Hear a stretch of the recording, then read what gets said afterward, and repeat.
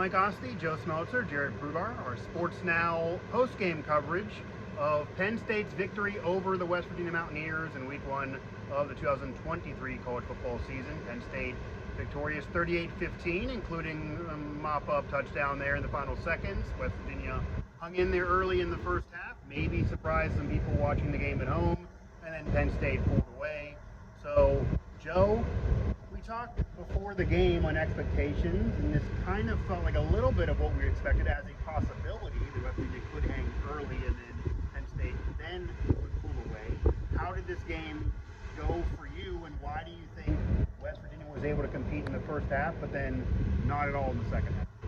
Yeah, Mike, I think one of the beauties of sports is that games could go basically how we expect them to go, but yet there's things in those games that surprise you. Sure. We talked about it earlier. I had Penn State winning 34-17, ended up being 48-15, so in the ballpark, Right. kind of close. Yeah. But at the same time, there were so many things, like you wouldn't have expected Drew Aller to throw a 72-yard touchdown on the fourth play of the game. You wouldn't have expected Sanders Shahedek to miss 2 relatively easy kicks. It kind of caused a frenzy on Penn State Twitter, and you definitely you wouldn't have expected Penn State to score on the last play of the game despite being up by 16. So there's a lot of things that happen that you don't expect, but at the same time, the overall feel of the game, I think it went pretty much how we would have expected. West Virginia hung in the first half. Penn State pulled away in the second half. James Franklin said after something along the lines of all 3 phases felt like they needed work after, and that's probably what we would have expected coming in. It's week 1, things aren't going to be perfect, but Penn State took advantage, and West Virginia, I think, has some encouraging things to build on, especially C.J. Donaldson in that running game. So. Yeah, and it could have been worse, but it is another week 1 loss to a rival on the road for the Mountaineers. Now, Jared, what do you think Penn State maybe did differently? Did they make any adjustments in the second half to really click into high gear and kind of pull away, especially defensively, holding the West Virginia offense down? Or was it kind of what maybe Joe was saying, that the better team just eventually exposed the lesser team and then they pulled away? I think it's a little bit of both. I think they did a good job defensively of really keeping West Virginia's quarterback under control and really honing in the run game. They really didn't get many yards up until the fourth quarter when they went, I think, 4 or 6 plays for 10 or more yards in the run game. So I think that's a big factor there. But at the same time, Penn State was the better team, and they proved it all along. Yeah, to say the very least. Again, Penn State 38-15. They do win. They are now 1-0. West Virginia 0-1 on the year. They both have basically winnable games. Kind of chalk those up as wins in week 2. But you alluded to, Joe, that maybe there was some surprise. Although people that know James Franklin well were telling me they weren't surprised at all. This is just how he does it. Game maybe felt a little closer than the final score dictates, because it does include a touchdown in the final seconds. West Virginia calling timeouts, and then James Franklin, instead of taking the knee, scores again. Do you think it was a classless move, I guess? Is that your typical James Franklin? Or is that what he needs to do to make the playoff this year? Because there's maybe a path, even if they don't win the Big Ten, for them to get in, which then goes back to style points, just the way of the world. Yeah, I think it's typical Franklin to an extent. There's been instances, 2017, about 6 years ago, when he called timeout. People thought he was icing Georgia State's kicker despite being up by 56. So to an extent, but I wouldn't call it classless, because these second teamers, they don't get a whole lot of chances to do anything, and especially the guy that scored that touchdown, Roper Bueller. Bo's a guy that he's a local guy, grew up, a guy from George, Pennsylvania, and Penn State football is big everywhere in Pennsylvania, so a guy that's easy to root for, is probably a fan favorite, but in most years he would have been Penn State's quarterback commit, but a guy named Drew Aller also committed and signed in that class, so that's going to make things a little hard, and maybe the transfer portal's always going to be a discussion when it comes to backup quarterbacks, especially when the starting quarterback is a guy like Drew Aller. So he might not get too many chances, unfortunately, in Beaver Stadium to throw a touchdown pass to run into the end zone. So that's an example of, and people have talked about how they should have taken the knee, nothing to prove. And you mentioned style points. I think that's part of it. I think ending the night with kind of a statement feel might have played in that decision, but I think it's good to look at the positive aspects of things like that, and that's the second teamers Boku especially, getting a chance to shine, and they wouldn't have had that by taking the Beaver. Yeah, and that is the Penn State perspective, and maybe even the realistic perspective. I will tell you, covering West Virginia, obviously the fans are upset about it. They're in their feelings. Neil Brown did get asked about it, and I hear that Franklin was not asked about it.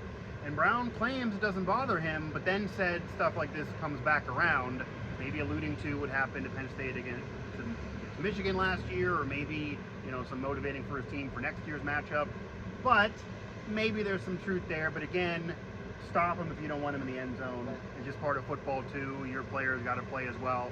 Now, Jared, what I do want to get to, we would be remiss if we didn't talk about Drew Aller, as Joe's talking about. This is a five-star kid that tons of hype. There are some in the press box that have been covering this team a long time in the Nittany Lions that I heard them say is the best Penn State quarterback since Gary Collins. Big words to say off of one game and some, you know, garbage time last year. What are your thoughts now after seeing Drew Aller in a game against a power major conference program? Say what you want about West Virginia. 9 for his first 10 passes, a couple times in the end zone, seemed composed to me. You don't know how a kid's going to be until he gets under these bright lights, and he certainly performed, but you still don't know how he'll do in the Big Ten. The best thing for him was that he played last year. He got that action at Purdue, which was huge, but at the same time, it's different when you're the backup. Things aren't formulated around you, and I think he did a great job. The lights weren't too bright for him tonight, and that first drive, that touchdown pass, the 72-yarder to Kendrick Lambert-Smith, he stepped up the pocket and just delivered an absolute strike.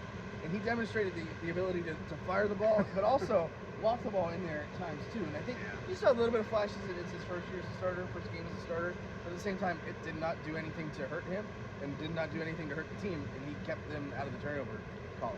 Yeah, he did exactly what he had to do. He played smart. He knows he has 4 horse running backs behind him, so he doesn't need to do too much, honestly. I know you talked at Big Ten Media Day that many former Nittany Lions were saying, as long as he doesn't kill us, Penn State will be fine this year. Again, this is his first year as a starter. The sky could be the limit.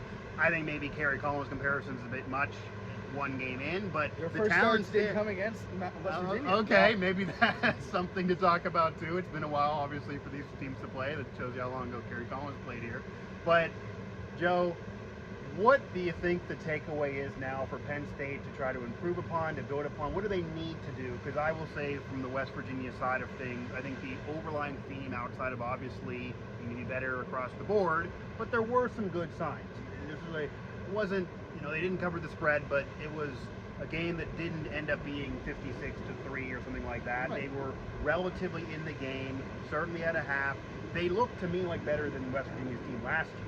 Like, there were some big plays that they would have missed those tackles a year ago. They made them in this game. They stopped them from getting bad. They actually played with composure and scored also late. And Green, I know James Franklin said he thought he played well for the situation too. So that's the positive for the Mountaineers. The negative is the secondary looked way worse than anyone has been saying. Like, the secondary looked really, really bad. And West Virginia coaches have been talking all off season that we have NFL talent here, we're deeper, we don't have Charles Woods anymore, but Aubrey Burks could get to the league, Beanie Bishop from the Big Ten, he wants to be a ball hawk, all of that.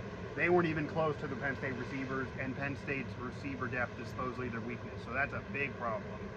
For Penn State though, guys, they won big, it's West Virginia. What do they need to do now to be what they want to be, which is major bowl game or more? Yeah, well, the biggest, I guess, criticism, maybe in the whole James Franklin era, is the inability to close out games.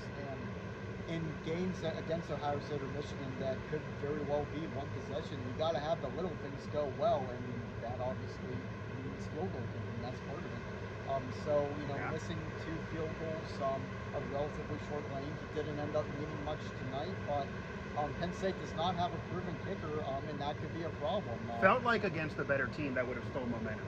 It even felt like in this game it stole momentum, even though West Virginia couldn't capitalize. Yeah, and if that happens against in Columbus or here against Michigan, that would steal momentum, maybe even against Illinois in 2 weeks. Yeah, absolutely. Jared, in terms of what Penn State needs to do better, and they won, but they weren't perfect. They're typically a bad team at the beginning of the year tackling. I thought that was a big issue, especially in the run game early for them defensively. But at the same time, the kicking game, I think, is your biggest question mark right now, and that's not a great situation. They've been pretty fortunate over the last few years with who they've had sent them to the league. Yeah. It's been a pretty good pretty good unit, but now that's a worry, even going into Delaware. Now, obviously, they fixed it a little bit at the end there with Fenkins, but at the same time, you really hope that they can fix that moving forward. Yeah. Do you think the defense gave you what you thought the defense was going to give you? When people talk about Drowler and the Penn State offense, the defense, Neil Brown keeps saying it, at minimum 9 draft picks there. West Virginia has a lot of running as well and a mobile quarterback. Maybe they're not going to see a lot of this in the Big Ten, but it felt like they played well overall for sure, certainly individually, but it also felt like at times that, again, if this was maybe a better offense that was more in tune with themselves, they could have gave up some big plays that just didn't happen in this game. Yeah, and I think they were pretty vanilla too. I thought they stayed a little bit in their base package, Right. which game 1, right? And it's unfortunate for them that it's against a Big 12 team. It's against a Power 5 team. But at the same time, I thought they were a little bit low-key dominant early in the game. They held them to only 15 points, which is still a pretty solid absolutely. night. Yeah. And you could argue if this was week 5, they'd have film on this, and maybe they'd be better suited. So, I mean, there are different ways to look at it, but I think overall it was pretty dominant to an extent, but you had to clean up some of the chunk plays in the run game and even the pass game a little bit early. But other than that, I thought it was a pretty good night. They got out relatively healthy, I think, as well, and I think that's the big thing moving forward. Okay, last thing then, Joe. I kind of gave a little bit of what Neil Brown talked about. He did mention the final score there at the end. He talked about the secondary not being good enough. Anything Scarrett Green played overall well in decision making. I think there were a couple times where maybe he actually could have ran, where he did throw. I think there was a few, actually, I believe in the fourth quarter, he threw about a 5 or 6 yarder that actually about moved the chains, but it could have been maybe 2 or 3 more yards because the space was open. He runs a 4.5. It almost seemed like maybe if this was week 5 or 6, he'd be more comfortable fully running, even though he has the keys and has the freedom to do so. What did James Franklin say that maybe stood out to you outside of our thoughts on and thinking to do? Anything from Franklin? I know I made you guys wait there before you talked. Yeah, you it's did. kind of a Franklin thing. Yeah. Nothing really too crazy. He was impressed with them talking. I thought that was odd, a little interesting, to be honest with you. Yeah. And I asked Chalk Robinson, Penn State's defensive end, potential first-round draft pick. He kind of echoed Franklin's sentiments on that. But overall, James didn't really say, and Jared, you can correct me if I'm wrong, there was nothing too crazy there because it wasn't really, it was a pretty standard win. So, standard win, you're going to get probably standard quotes from the coach afterwards, and that's kind of how it felt. Yeah, it was pretty low-key. He didn't say anything other than just complimenting the opponent, just like he does every other week, even in Big Ten play. So, I mean, you're not going to get much from Franklin really ever, but at the same time, they came out and they handled business. And for Penn State, you start 1-0, you come in, you get Delaware here next week for, I believe, a noon kick, and then it's onward and upward for the rest of the season. The season starts in 2 weeks, I'll say that. Illinois, I think we're going to learn a lot more about this. And I will echo those sentiments. I think this season also starts potentially Neil Brown's legacy, potentially this season, potentially the future of the West Virginia program, all of that. Week 3, backyard brawl in Morgantown. They feel like they should have won last year. That was a very close game, also week 1 at that point. They feel like they're maybe a better team. I do think they showed in this game they are potentially a little bit better than last year, regardless if they have a better record or not. And West Virginia really feels like they're people. No matter what they think of the team, feels like they could potentially get hit in that game. We will see. But that game, obviously a very important game for West Virginia's season for sure. And Neil Brown talked about it too. No disrespect to Duquesne, but he said we got to be better here, here, here for 2 weeks from now. So that's all about Pitt in the backyard brawl. Garrett Broger, Joe Smeltzer, Mike Oste, West Virginia Sports Now, Nittany Sports Now. Obviously hit up the sites for the rest of our coverage of Penn State and West Virginia as they continue to matriculate throughout the rest of the 2023 season.